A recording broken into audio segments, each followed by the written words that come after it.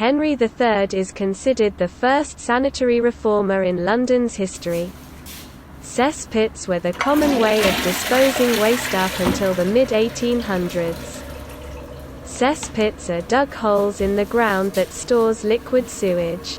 Medieval cesspits were cleaned by gong firmers, or rakers, a highly paid profession for dangerous work. Gong firmers earned £2 a job in the 14th century. Henry III erected a drainage system made up of pipes under Westminster. In the time of Henry III's reign, London's ratepayers declared the King's sanitary reform a reckless public extravagance and revolted.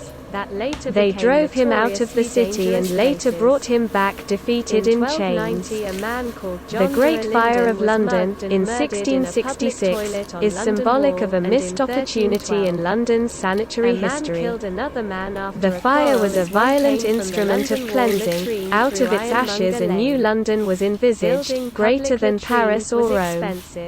John Evelyn designed an underground system to equal the reforms above ground, a total symbol of civility. Plans were rejected due to the confused and complicated system of landowning titles. London was rebuilt with a sanitation system and would cause the cesspit system to collapse under the weight of its own putrid pile-up. The toilet was first conceived in England by John Harrington in 1596. He describes his invention as an object through which unsavory places be made sweet, noisome places made wholesome, filthy places made cleanly. His toilet didn't catch on, and cesspits were still utilized by the masses. The toilet signifies a relation to the clean and proper body.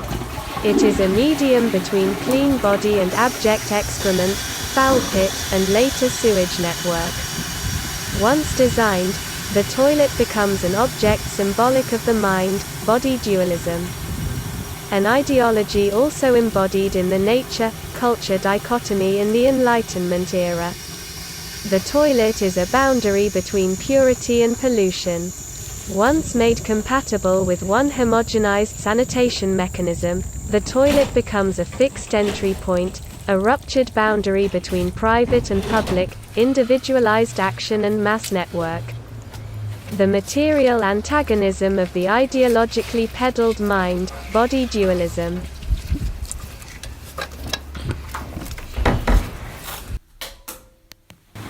Cholera broke between 1831 to 32 and 1848 to 49. Sanitary reformer Edwin Chadwick spurred the commission to flush all 396 sewers. Flushing made the cholera epidemic worse. The Thames became disease-ridden. The summer of 1858 saw the Great Stink. Disease, already associated with squalor and sin, materializes in the Thames.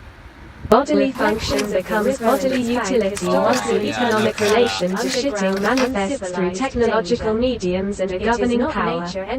Sanitation is tied to profit. Shit is gold. It is a symptom of growth. It was discovered, in the midst of England's war against Spain under Elizabeth I, that nitrogen found in shit could be used to manufacture gunpowder. Shit bubbles to the sermon, ordered and given permission by the Queen, went into government houses to dig up the contents of their cesspits in search of profit. The Commission of Sewers with the Metropolitan Board of Works and draped the House of Commons with curtains soaked in disinfectant, while members debated whether to move upstream to Hampton Court. Interceptory sewers, channeling all the House of Commons set up select committee to deal with stink. Of two main sewers. People sent in submissions to solve the sanitation problem. Into manure. Water has been a commodity since the 1700s. In the late 18th century there were 8 private companies making money supplying dirty water to people.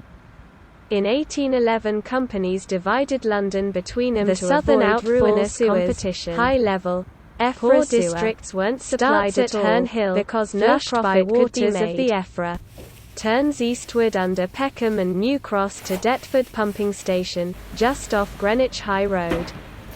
Below Effra sewer is middle-level interceptory sewer, starts on Balham Hill, runs under Clapham High Street, winds its way under Stockwell and Brixton, joining waters of high level and continues in 1989 Thames Water becomes privatized. In 2016 the Thames Tideway project commenced. How do corporeal economic relations of control change once power changes state? The underground sewer network is a materialization of the ideological mind-body dualism, evolved and fixed by technological objects symbolically historicized. What is this condition of existence? Reflected by the sewer in its material elements. We are estranged from our waste and its mechanism of disposal, as they creep underground, leading to the Thames, the site of expulsion and ingestion. Externality materializes ideology, utility.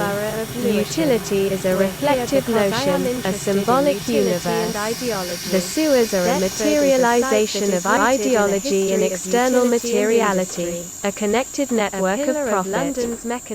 Contradicting the private act, estranged from waste and yet we live by it. The clean and the unclean cannot be divided. However, its ideological separation determines our conditions of existence. They are symbolic of a boundary, transport, first nature, second nature. Within the prison of culture, rivers are objects in an estranged nature, idealized, preserved, utopic. We run to rivers to escape the nature of culture. A river's ecological state, its material existence, reveals the antagonism of the nature-culture dichotomy. Its devastation, its domination. Surrender and exploitation, is reflective and symptomatic of the natural world as it is gripped by culture.